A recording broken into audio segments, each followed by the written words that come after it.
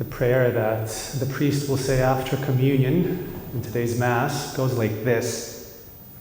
May your church exult, O Lord, for you have renewed her with these sacred mysteries, as she rejoices in the nativity of the Blessed Virgin Mary, which was the hope and the daybreak of salvation for all the world.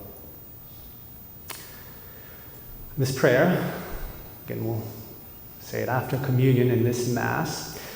This prayer contains the central theme and the reason for celebrating the birth of our Blessed Lady. The birth of Mary is celebrated by the Church precisely because it is the hope and the daybreak of salvation. Not just the hope of a reality yet to come, but already the daybreak, the dawn of that reality, which is beginning. Now the dawn is what? Is the light that we see before sunrise, the effect of the sun, which is as of yet not present, not visible, and so is Our Lady's visible appearance in the world. It is the effect of the redemption that her Son will work in anticipation applied to her. Her birth marks the visible appearance in the world. It is the first fruits of the redemption. She is preserved from all stain of sin by her Son in virtue of the merits of the Passion yet to come. The dawn, the daybreak. Our Lady opens, Our Lady is the first page of the new history, of the new period of the history of salvation.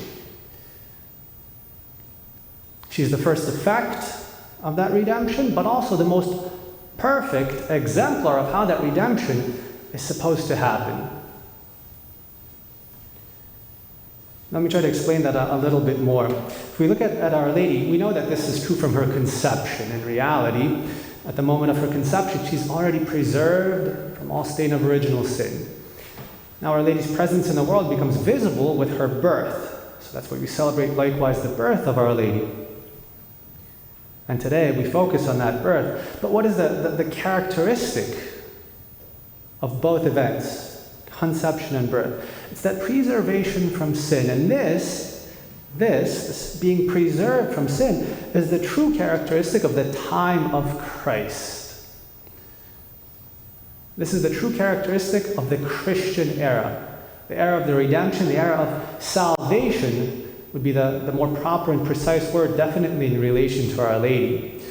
What does Christ do for her? He does not allow her to first fall into sin and then set her free from it. He prevents her from, in any way, having anything to do with sin.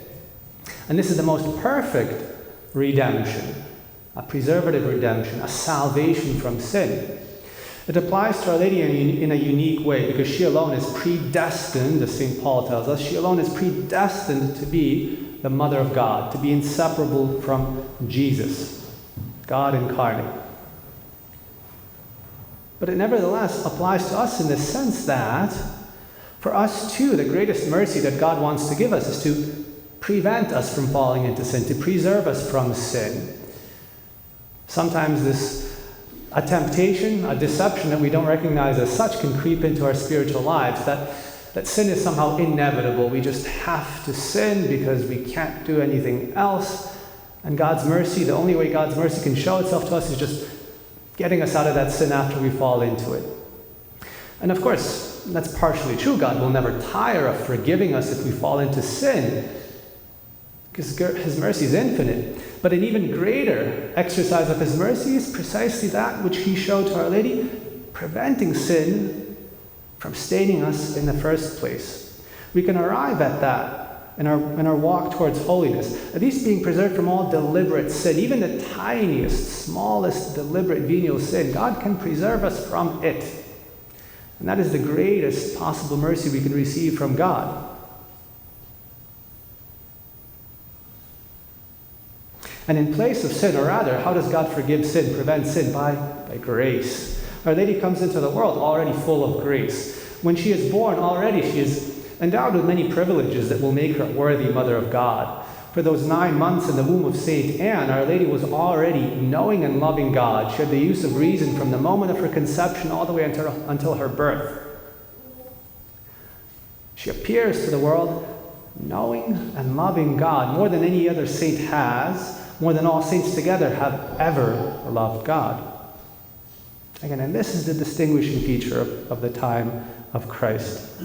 What was impossible in the Old Covenant becomes possible with Christ. Again, a new day dawns with Our Lady. We are on a new page of salvation history.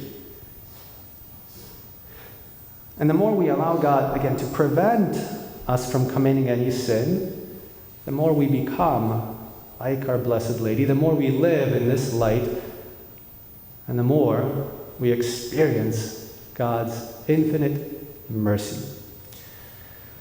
Praise be Jesus and Mary, now and forever.